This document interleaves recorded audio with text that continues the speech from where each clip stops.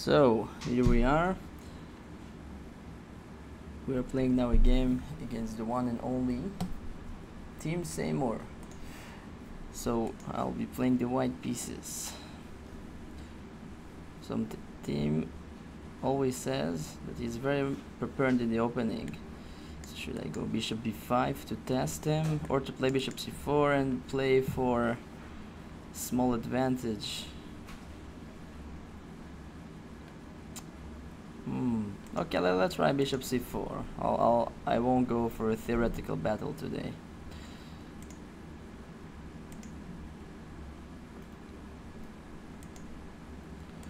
So we have the Italian.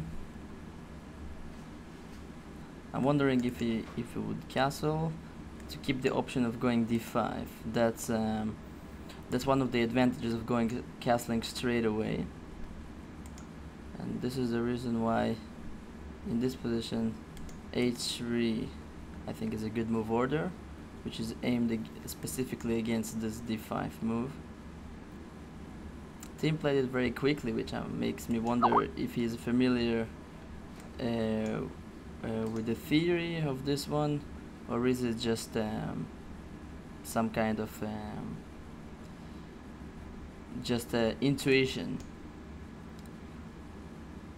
So in this position, the reason why I didn't play c3 but rather h3 is that now with this pressure against the pawn on e5, I don't want my pawn to be weak on d3. For example, if I would have the pawn here, black might have some resources which related to the move knight b6 attacking my bishop, and then the pawn might be exposed. Another good reason for the move h3 that the move bishop g4 is now never possible, which means that black cannot really count on any kind of sacrifices, like in the Marshall, for example, where black sacrifices the pawn on e5 and hopes to get some compensation.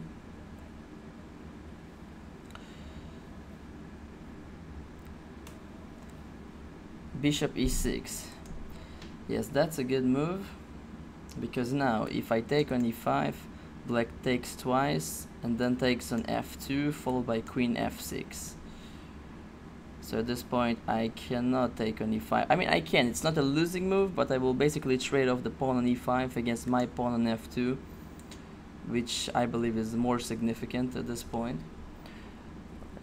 So one disadvantage that the move bishop e6 has is that I have these options of going knight g5, which are actually tempting at this point, trying to cripple black's pawn structure. And obviously I can also make some more regular moves like knight d2, trying to get knight e4 in, or some other useful moves like c3. I think c3 is now okay because the move knight b6 is no longer possible so much when this bishop on e6 is hanging. So definitely an interesting choice. I even think that specifically this position might be even still theoretical.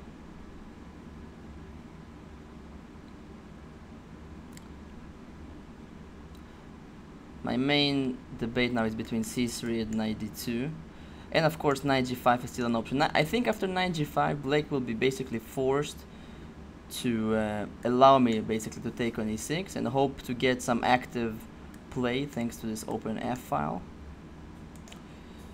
because if he just retreats the bishop queen h5 I think would be fairly devastating. So I know that one of Tim's main, let's say, maybe shortcomings in his game is maybe the dynamic part of the game. So just because of this I'm going to play knight g5,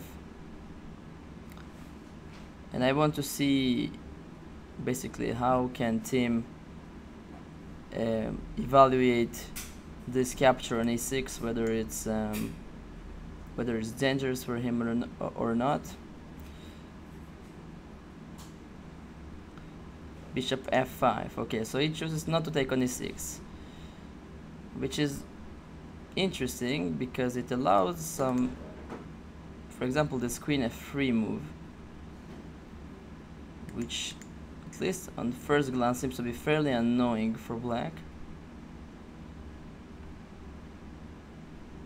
Let's try to calculate. Queen f3, obviously a double attack. I think if black just plays a passive move like knight e7 or knight or the other one on e7, I'm just happy. So the only concern for me is whether black can play knight d4, queen takes d5, exchange queens, and then take on c2. But I'm fairly confident that this is at least okay for me because I have this e5 pawn hanging.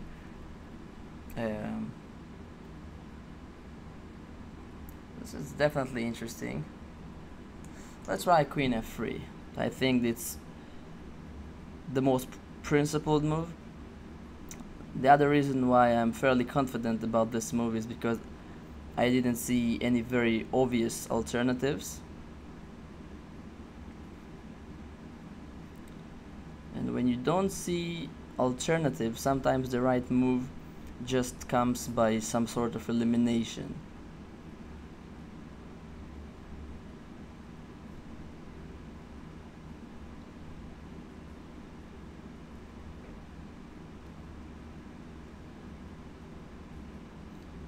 So I think at this point, Tim must make a very delicate decision, I think also a very important one. The move he's going to make here is going to have a very big impact on the game. So the move knight c3 e7 is, I think, practically ruled out. I can just take on e5 with the tempo against his bishop and the knight. So the only serious options I see here are knight d2 e7, which is slightly more passive, or this sharp knight d4. This is my main concentration here. Knight d4, queen d5, and all of those variations starting with knight c2. The reason why I'm fairly confident about my chances in this variation is because I have this rook takes e5 move after he takes on c2, hitting this bishop, and even if at some point black manages to capture my a1 rook, this rook on a1 doesn't have a very significant role in this game. Also, his knight on a1 is very likely to get trapped, so even from material point of view, I'm not taking any particular risks at this point. So he's now taking a lot of time to think, which I think it's a mistake to play bishop f5 fairly quickly, but then to think a lot after queen f3. Because the move queen f3 is a very critical move, which I think black should have seen one move earlier and try to figure out all of these complications after knight d4 beforehand.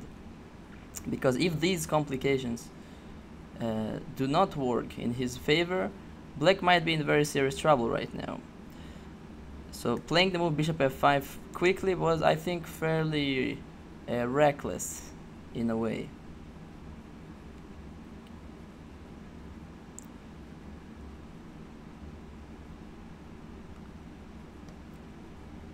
I think if I were black here, knight d4 would be the move I would probably choose. There is one more option I didn't mention, is bishop e6, just going back, which makes some sense just because if I take on e6, then the rook is suddenly attacking my queen. But on the other hand, it's just a tempo. I mean, it's basically the same position as we had before, only when it's my move and the queen is already on f3, which might be even useful in some variations, and I can always still send it on h5 on the right timing.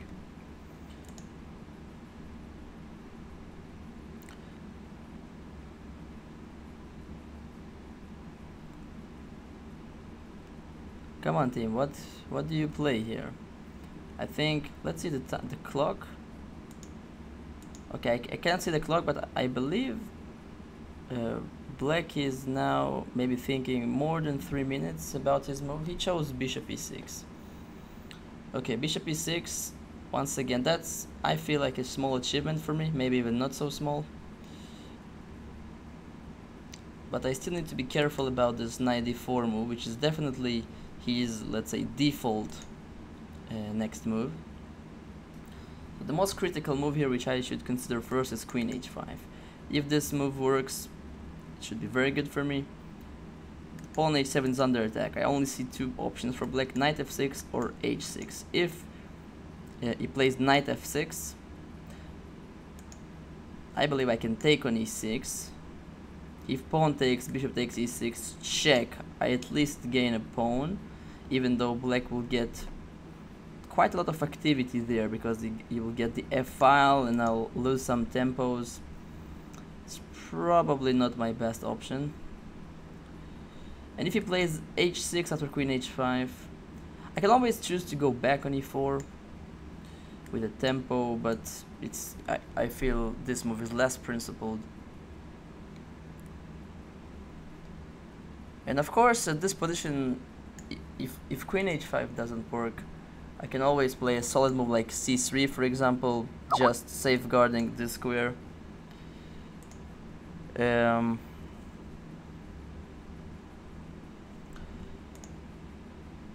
That's a very interesting choice at this point.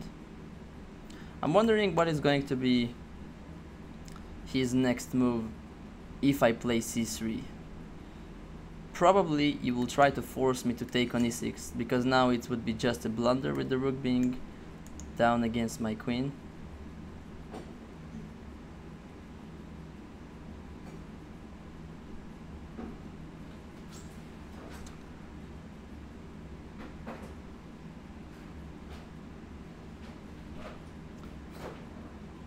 Tough choice, definitely.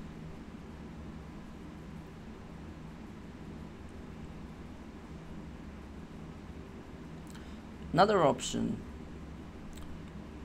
is to maybe play knight c3 with the point that whenever black takes on c3, then I take on e6. But once again, all of these variations where black can recapture with the pawn, even if it wins a pawn for white, I think black's activity is so strong that it's just not worth the effort for me. So maybe just c3 is the most practical move. Something about this move feels slightly wrong for me, though.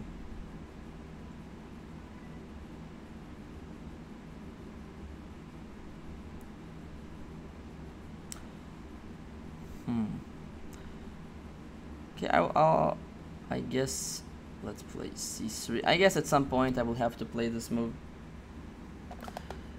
Those options of knight d4, sometimes even knight b4, are fairly annoying. The pawn is almost universally useful on c3 in those Italian / Ruy Lopez Spanish positions.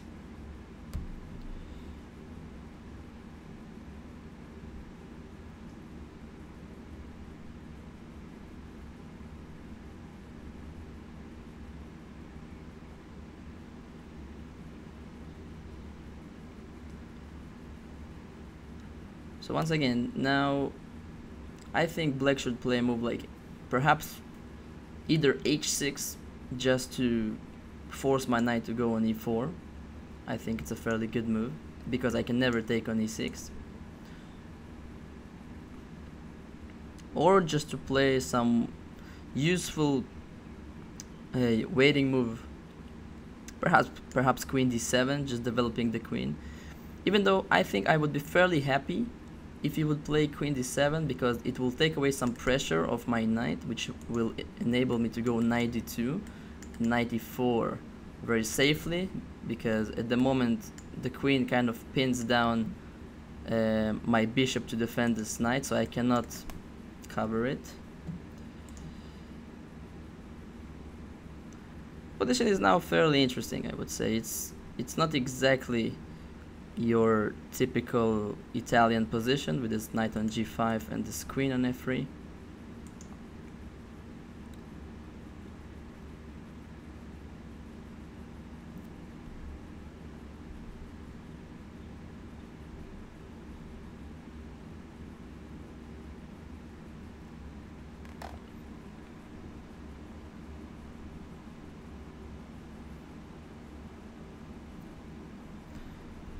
I'm kind of curious about the objective evaluation of this position. Bishop b6 is played.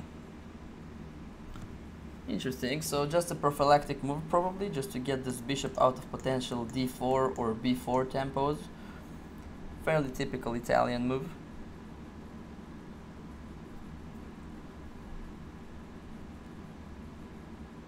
Pretty understandable decision there. I'm wondering if at any point I can play this d4 move, just to try to block, at least temporarily, this diagonal of the bishop on b6, trying to get this knight takes e6 going. Another move I like here is queen g3, just to get my queen out of this open file, also defending my knight, so that it enables me to finally go knight d2, this kind of long awaited move. And it's also slightly prophylactical against h6, because whenever he will play this move, after my knight moves, I'll have those tactics with bishop takes e6, which I think are fairly useful, so I choose queen g3.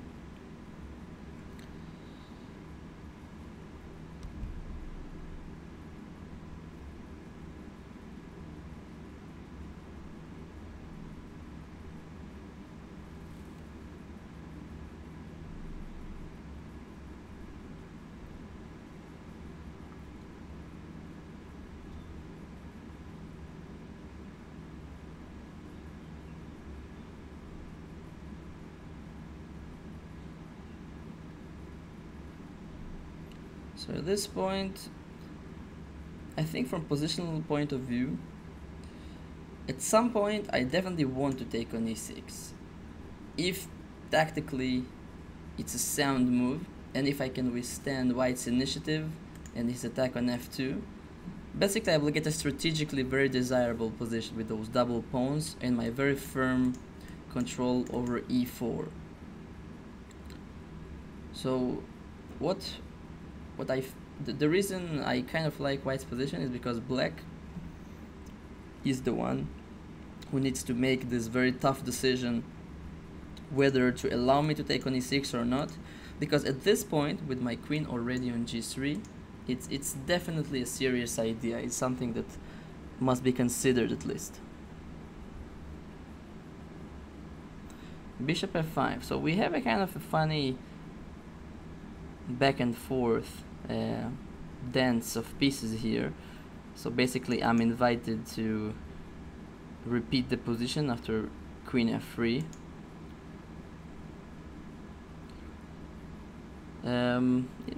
Even though it's a possible move, but now with my knight defended, I feel very relieved to finally have the option of going knight d2. And this is something I will probably play at this point. Let's go knight d2.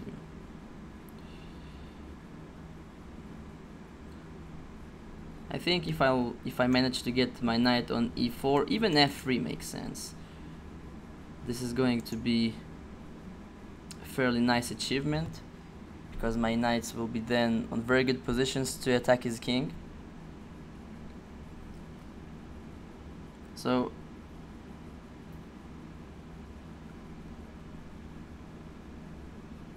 I think at this point black probably should play something active, because I'm kind of one move away from consolidating.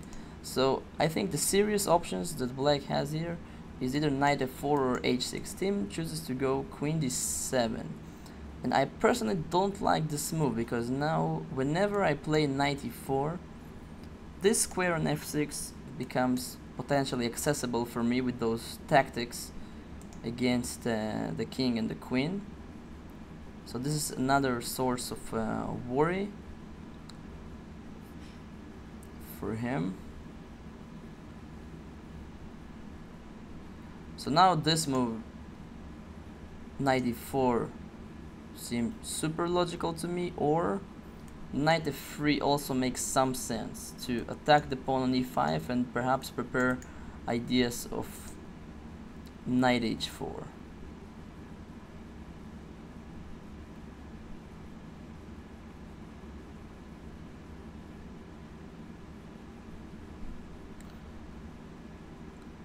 Another big question is whether black can play f6 at any point. For example, on the next move. This move is positionally very desirable to create this pawn chain and also to drive away my knight out of g5.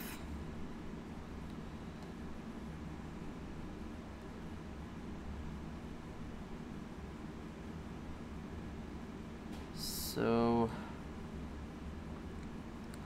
probably it is possible to play f6, but it's just slightly scary just because it's kind of getting into this diagonal, but maybe it's not a big deal at all. Queen d7, a very solid move. Maybe there is not even that much big difference between knight e4 and knight f3, because at any point you can play f6 and force my knight to go into the other square. So I think I just need to choose between the two. Let's go knight e4. I'm very curious whether he will play f6, but I think in a way he must.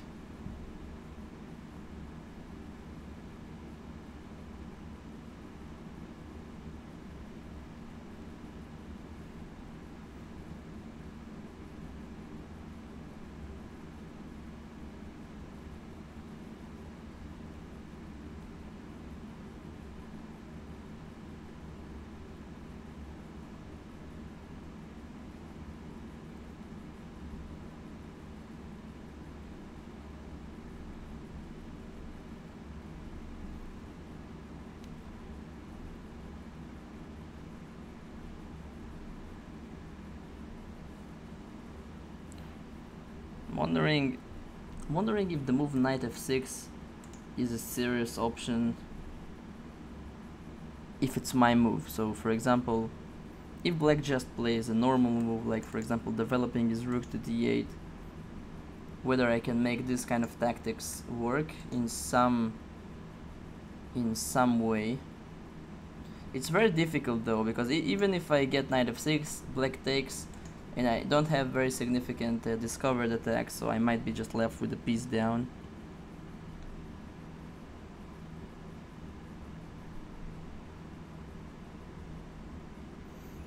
I think black's position is fairly sound actually at this point. If he can make the move f6 work, which it did, I must play knight f3. This is why probably there was no big difference between knight f4, knight e4. At the end of the day, both of these knights ending up on f3 and e4. Yes, and king h8 is a very sensible move,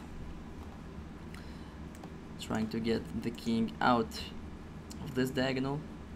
And now a potential plan for black would be to gradually move the bishop out of f5 and to push f5.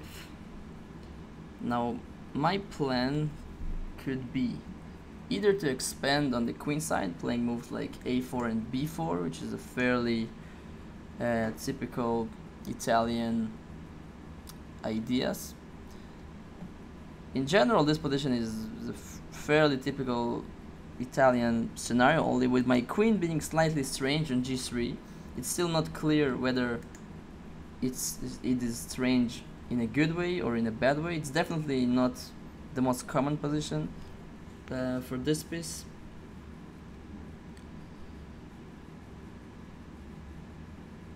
So even if I want to play on the queen side, should I start with b4 or a4? b4 has this drawback that my pawn might be hanging down on c3. This might be a problem. Let's start with a4, I guess. It also has the benefit of giving me this potential retreating square with my bishop if I ever need to. For example, if black chooses to play knight a5.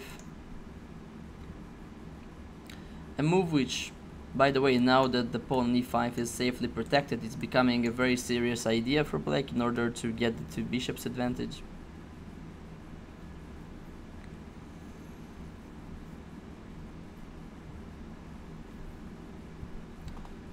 So who said the Italian game is boring? Who said that? I think that this position is fairly rich and dynamic.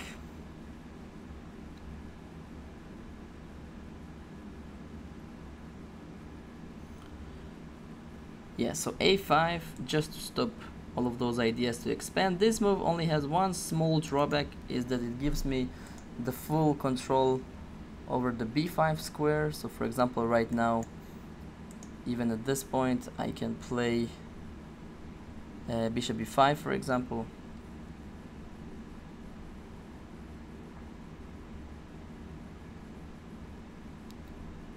I think I need to move my bishop out of c4, either to b3 or to b5.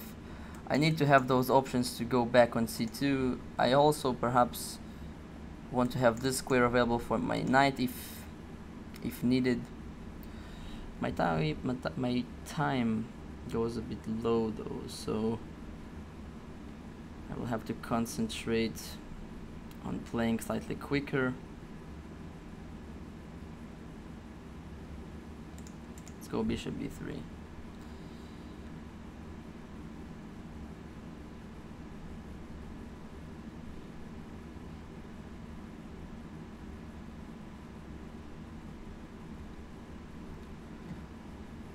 At the moment I still don't have any good developing square for this bishop on c1. That's the reason I'm not in a hurry to develop it. Rook d8 is sensible, and now thanks to this move I don't need to worry too much about the pawn on d3. This might be an idea though, just to trade off some pieces. Let's go bishop c2, just to safeguard this pawn, to avoid some potential tactics, especially with the approaching time trouble.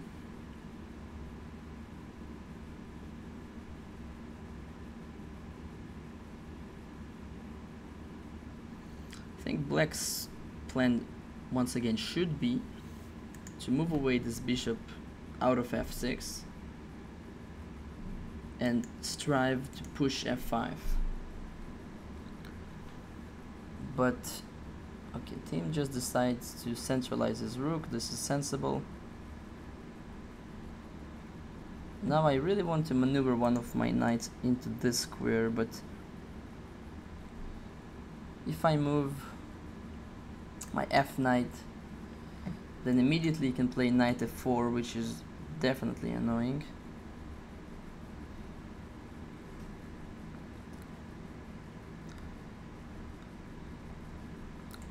So probably I will pass on this plan for the time being, just develop my bishop, perhaps getting ready to centralize my other rook.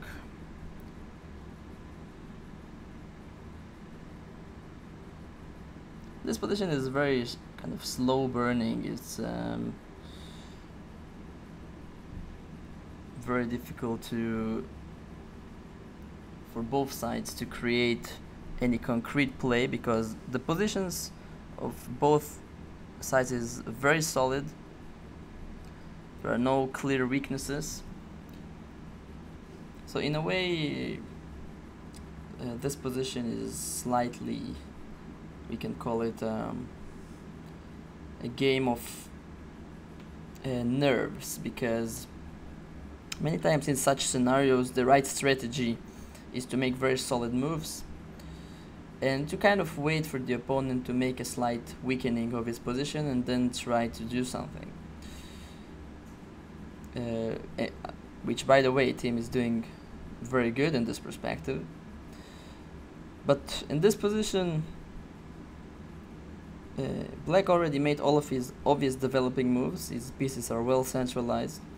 So he needs to make a decision now about his next plans and movements.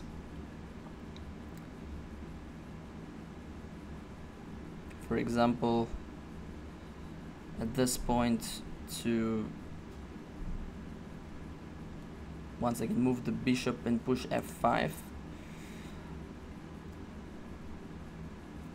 It's actually even difficult for me to imagine any other plans in this position. Black has the majority in the center, those two pawns, and he should go for it. Also, it is slightly uncomfortable for me because whenever this knight on e4 gets under attack, he doesn't have all that much good squares to move to. If he goes on g5, it might get eventually catched or trapped by the move h6. So as white, what I really need to do is to be on time to play rook d1 and go back with my bishop on c1 before he manages to do so. He plays bishop g6. Very good, team. So now f5 is definitely in the air. Is it a threat though? That's a very big question. If it's a threat, it means that I must create a square for this piece immediately. Maybe a move like queen h4 makes sense here. I can also play knight h4 just to attack this bishop, but he can just retreat back on f7. I don't think this is a particularly big deal for him.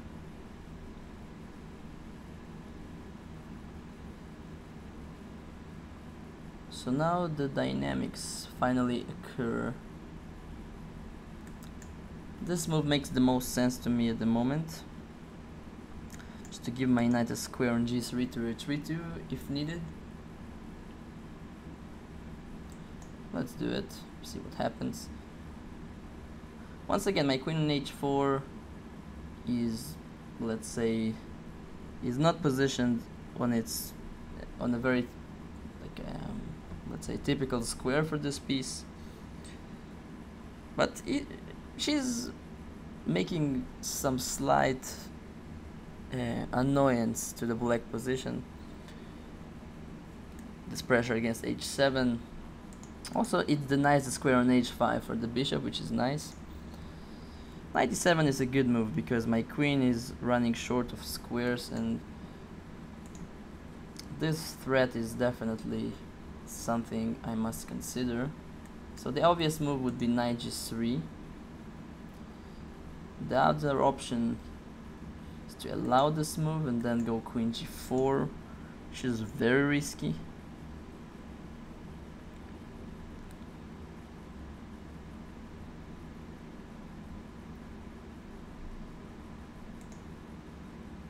I'll probably do knight g3. It's kind of a safe move. I'm not sure if it's objectively the strongest, but at least this with this move I managed to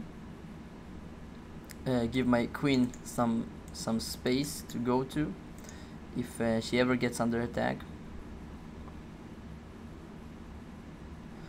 So team is now below 1 minute, and I have some slightly more time, which is nice, because in this kind of position where there is a lot of tension. Wow, knight f4. It's a very interesting move, but I kind of don't like it. It opens up the position very much. I think I have to capture on f4 anyways, right? I don't have any obvious alternatives. Now my rook gets active, and now at this position I can choose just to take on f4, but also moving my knight on e4, for example, makes a lot of sense. But let's try to calculate. Queen takes f4, bishop takes d3. Can I play a move like rook d1 to pin him?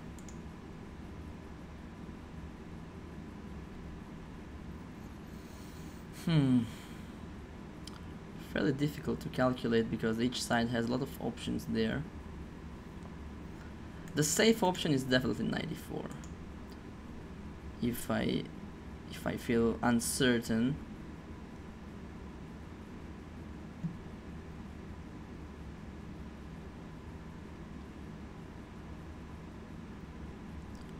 But this is principled. Queen takes f4 is definitely principled. If this works, it's maybe just winning a pawn, because bishop takes d3, rook d1. I don't see at the moment a good move for him to escape this. Maybe knight g6.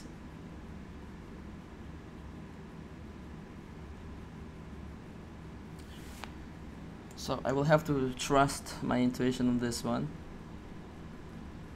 Queen takes f4. So this is the only important move here.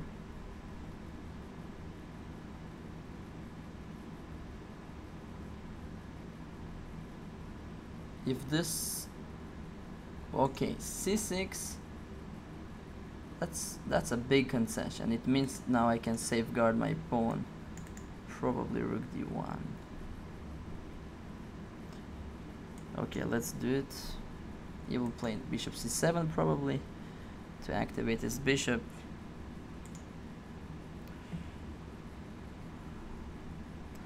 So now we are getting into real-time trouble. But all in all, I think white is fairly safe with his extra pawn.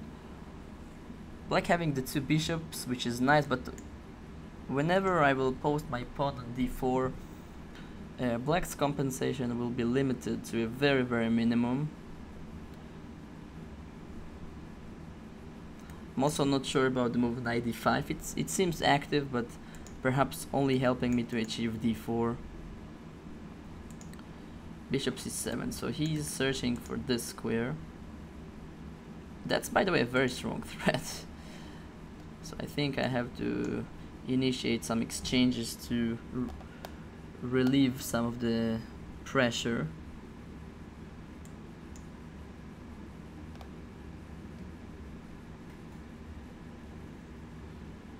And now we are back to the good old strategy of when you have the material advantage, just strive to exchange many pieces.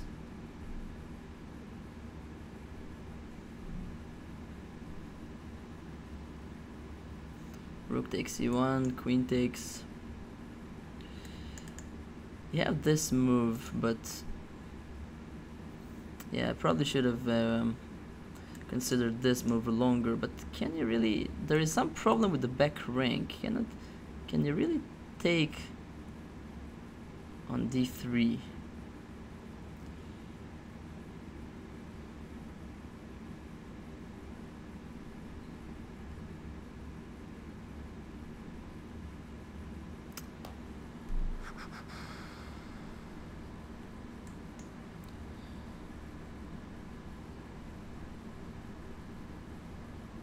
Position is very sharp now, actually. I kind of played the move queen takes c1 a bit carelessly.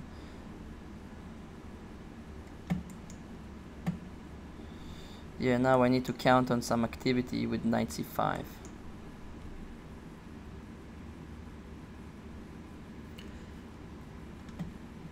Now he has two bishops versus my two knights. In theory, that should favor black, definitely. The bishops are very strong here, but I'm counting on some tactical problems that I can create here, like this one. I think Tim missed this move. I'm threatening those kind of ideas, but also the bishop. I think maybe it's even a winning move. Also knight e6 is coming. I think in the last move he had to draw back to other squares. Yeah, so he's probably played the only move. Now I can choose to play an endgame with the pawn up, but he's having very serious initiative with the two bishops. Don't see any other options. If I just drop my queen, I lose the initiative. Let's go for this. This endgame is very tricky. I'm actually a bit clueless about the objective evaluation here. I would guess somewhere around equality, because his bishops are so strong. In such an endgame, they can in some cases even more than compensate for a deficit of a pawn. Bishop b3. I wasn't sure about this move because now my knights are starting to get jumpy. Bishop d1. I need to centralize my knights, so let's go knight d4. I'm suddenly feeling like white should have the advantage here, just because these pawns are so weak. So bishop b6, and now I think I can just play b4. That's... no, I cannot play b4 because then he takes and takes here. Jesus. Yeah, the power of the bishops is definitely well felt in this position. Very long time. Let's go knight e6. Now I need to approach with my king in order to distract this bishop from attacking my pawn on a4.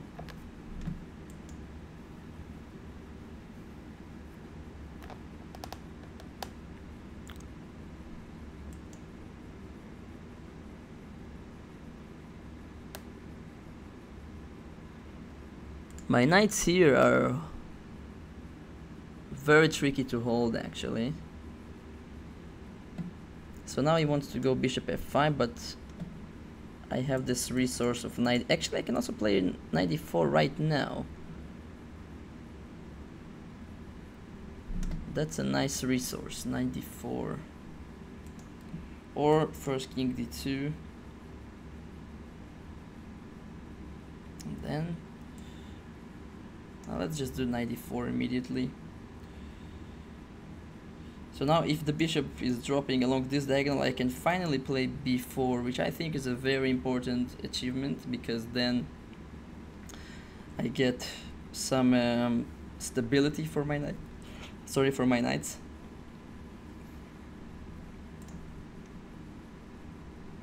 Well, okay, so he played that last move with 0 seconds on the clock. But I think now black's position is probably losing.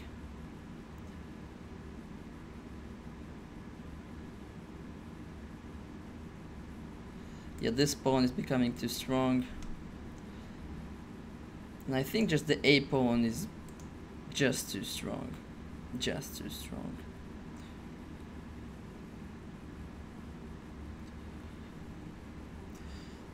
So now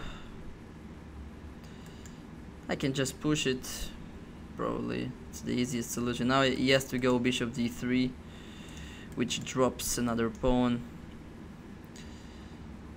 This position is probably hopeless. I can do whatever here. Maybe knight b4 is the most precise, just not to allow his king any activity. Now my pawn are to slowly advance my pawns. Also activating my king is probably a good idea. Let's play f3 just to safeguard these pawns.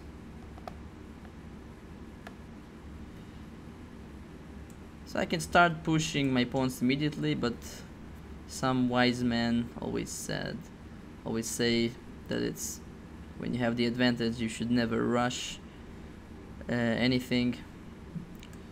Now let's try to avoid any potential counterplay. Let's play king e3 probably.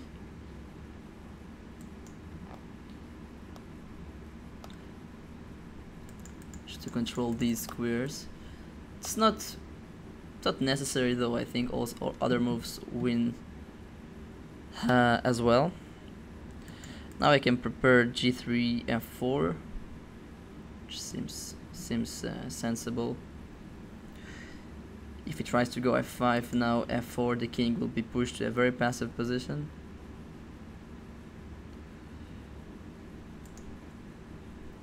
So team is continuing to play, but I think the result is pretty much clear at this point.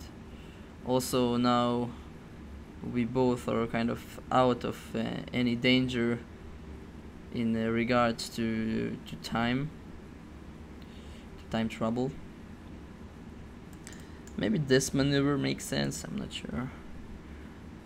Let's start with f4. I think anyways I need to force his king to out of its strong outpost regardless. King f5. So now I feel like rerouting my knight either to d4 or a6, but this is also, this is possible, and strive to push the pawn. Let's just go here.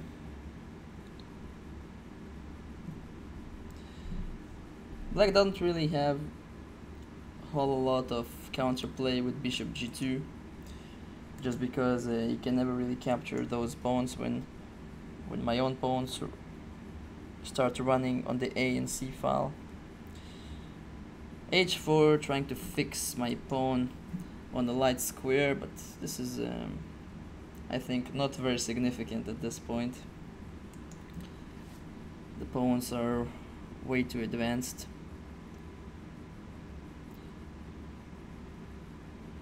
King f7, and now probably this maneuver seals the deal.